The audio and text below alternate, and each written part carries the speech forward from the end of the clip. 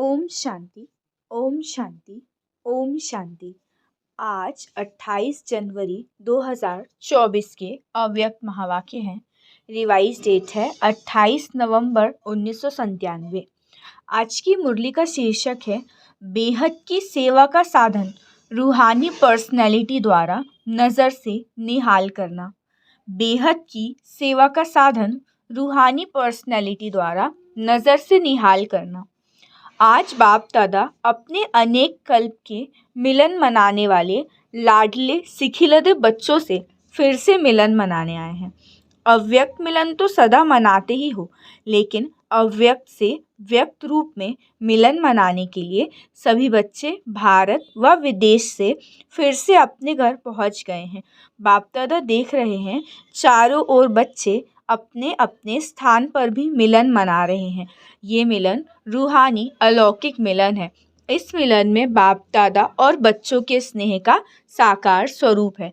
आज बाप दादा अपने बच्चों की रूहानी पर्सनैलिटी को देख रहे हैं। हर एक बच्चे की रूहानी पर्सनैलिटी कितनी श्रेष्ठ है। ऐसी रूहानी पर्सनैलिटी सारे कल्प में और किसी की भी नहीं है, क्योंकि आप सबकी पर्सनैलिटी बनाने वाला ऊंचे से ऊंचा भगवान है। आप भी अपनी रूहानी पर्सनैलिटी को जानते हो ना। सबसे बड़ी से बड़ी पर्सनैलिटी है स्वप्न व संकल्प में भी संपूर्ण प्योरिटी की पर्सनैलिटी। नंबरवार है, लेकिन फिर भी विश्व की सर्व आत्माओं से श्रेष्ठ है। तो बाप दादा हर एक के मस्तक से पर्सनैलिटी की झलक देख रहे हैं। प्योरिटी के साथ साथ सबके चेहरे और चलन में रूहानियत की भी पर्सनैलिटी है। और पर्सनैलिटी क्या होती है? जो खजानों से संपन्न होते हैं उसकी पर्सनैलिटी होती है। लेकिन कितने भी बड़े बड़े संपन्न आत्माएं हैं, आपके आगे वो कुछ भी नहीं है, क्योंकि वो भी अविनाशी सुख शांति के खजाने से खाली हैं। आपके पास जो संपत्ति है उसके आगे अरब खरबपति भी बाप से सुख शांति मांगने वाले हैं, और आप सदा अविनाशी खजानों से भरपूर हो।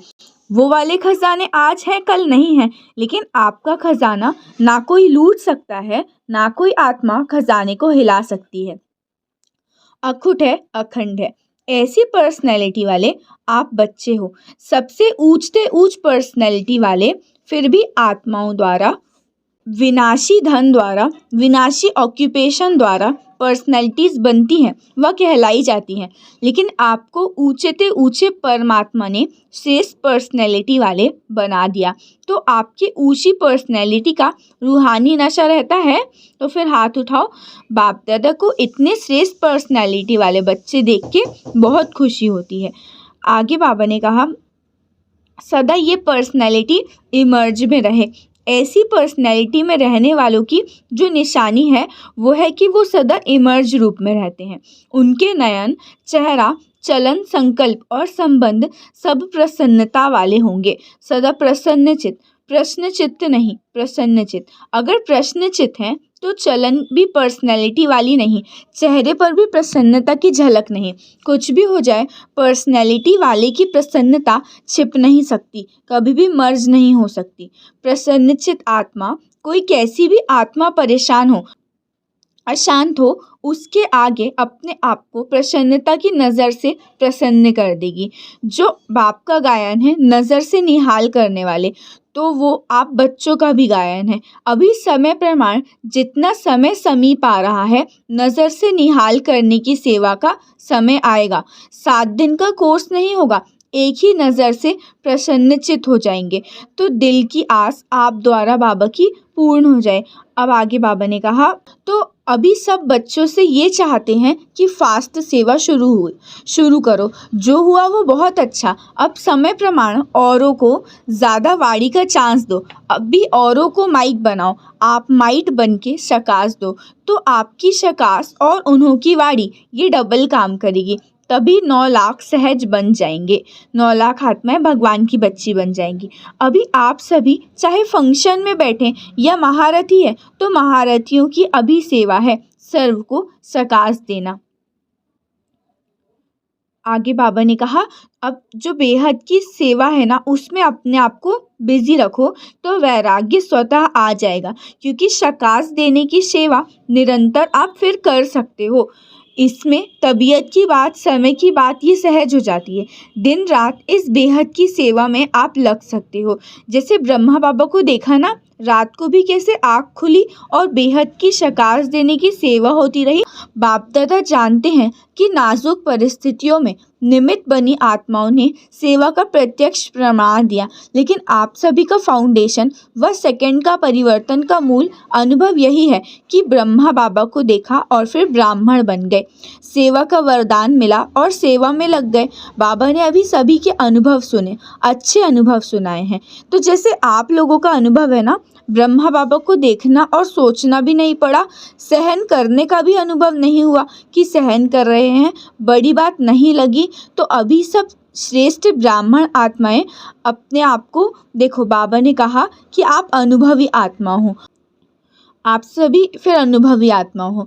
बाप दादा सिर्फ सामने वालों को नहीं देख रहे हैं, सभी बच्चों से कह रहे हैं, विदेश में भी जो सुन रहे हैं उनको भी यही कह रहे हैं। जहाँ भी सुन रहे हो, चाहे शांतिवन में, चाहे ऊपर पांडव भवन में, चाहे विदेश में, कहीं भी आप सुन रहे हो, बाबा सबके लिए कह रहे हैं कि अब आप बेहद के सेवाधारी बनो और बेहद की सेवा में लग जाओ। चाहे ब्राह्मण आत्माएं हो, लेकिन अगर समस्या में समय लगाते हैं या दूसरों का समय लेते हैं तो फिर सिद्धि है, वह कमज़ोर आत्माएं हैं। अपनी अपनी शक्ति नहीं है। जिसको शक्ति नहीं है तो फिर पाँव लंगड़ा हो तो उसको आप बोलोगे कि दौड़ी लगाओ, तो वो कैसे दौड़ी थोड़ी ना लगा पाएगा। तो समस्या के वश आत्माएं चाहे ब्राह्मण भी है लेकिन कमज़ोर है, शक्ति नहीं है, तो कहाँ से शक्ति लाएं? भगवान से डायरेक्ट शक्ति ले नहीं सकता क्योंकि कमज़ोर आत्मा है। आगे बाबा ने कहा, आपको पुरुषार्थ में समय भी देना नहीं पड़ेगा, दुआओं के रॉकेट से उड़ते जाएंगे। दुआएं लेना ये सीखो और दूसरों को भी सिखाओ। अपना नेचुरल अटेंशन और दुआएं, अटेंशन में टेंशन मिक्स नहीं होना चाहिए, नेचुरल हो। नॉलेज का दर्पण सदा सामने है, उसमें स्वतः सहज अपना चित्र दिखाई देता रहेगा। इसलिए कहा है कि पर्सनैलिटी की निशानी है प्रसन्नचित। ये क्यों, क्या, कैसे, ये के की भाषा समाप्त। दुआएं लेना और देना सीखो, प्रसन्न रहना और प्रसन्न करना, ये है दुआएं लेना और दुआएं देना।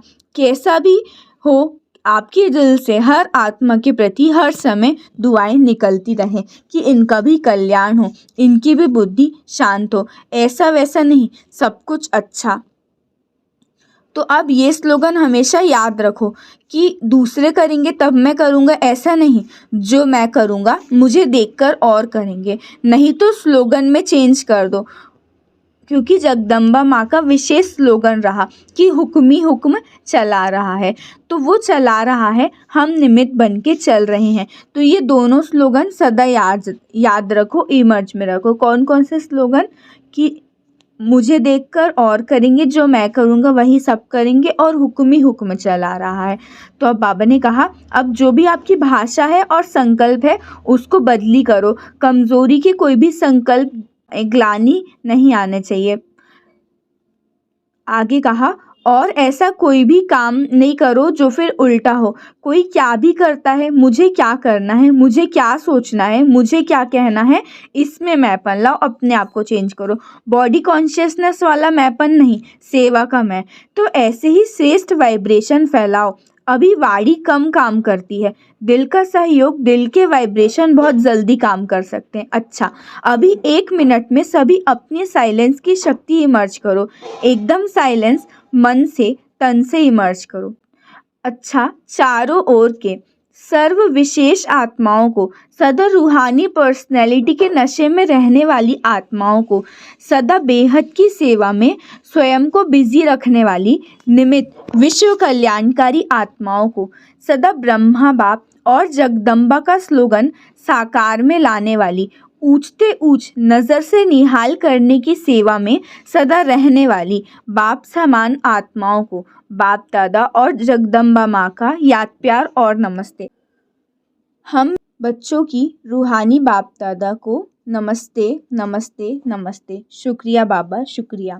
आज का वरदान है, स्वार्थ से न्यारे और संबंधों में प्यारे बन सेवा करने वाले सच्चे सेवाधारी भव। विस्तार, जो सेवा स्वयं को व दूसरों को डिस्टर्ब करे वो सेवा नहीं, स्वार्थ है। निमित्त कोई ना कोई स्वार्थ होता है, तब नीचे ऊपर होते हैं, चाहे अपना चाहे दूसरे का स्वार्थ जब पूरा नहीं होता है तब सेवा में डिस्टरबेंस होती है। इसीलिए स्वार्थ से न्यारे और सर्व के संबंध में प्यारे बनकर सेवा करो, तब कहेंगे सच्चे सेवाधारी। सेवा खूब उमंग उत्साह से करो, लेकिन अब सेवा का बोझ स्थिति को कभी ऊपर नीचे ना करे, यह टेंशन रखो। आज का स्लोगन है, शुभ व श्रेष्ठ वाइब्रेशन द्वारा नेगेटिव सीन को भी पॉजिटिव में बदल दो। शुभ व श्रेष्ठ वाइब्रेशन द्वारा नेगेटिव सीन को भी पॉजिटिव में बदल दो। अव्यक्ति साइलेंस द्वारा डबल लाइट फरिश्ता स्थिति का अनुभव करो। विस्तार, करण करावनहार बाप है अर्थात भगवान है।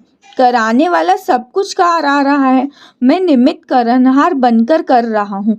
इस स्मृति से कर्तापन के भाव को समाप्त कर न्यारे और प्यारे बनो। सब बोझ बाप के आगे समर्पित कर अपने अनादि स्वरूप की स्मृति से अनादि स्वभाव संस्कार धारण कर डबल लाइट स्थिति का अनुभव करो। अच्छा, ओम शांति, ओम शांति, ओम शांति।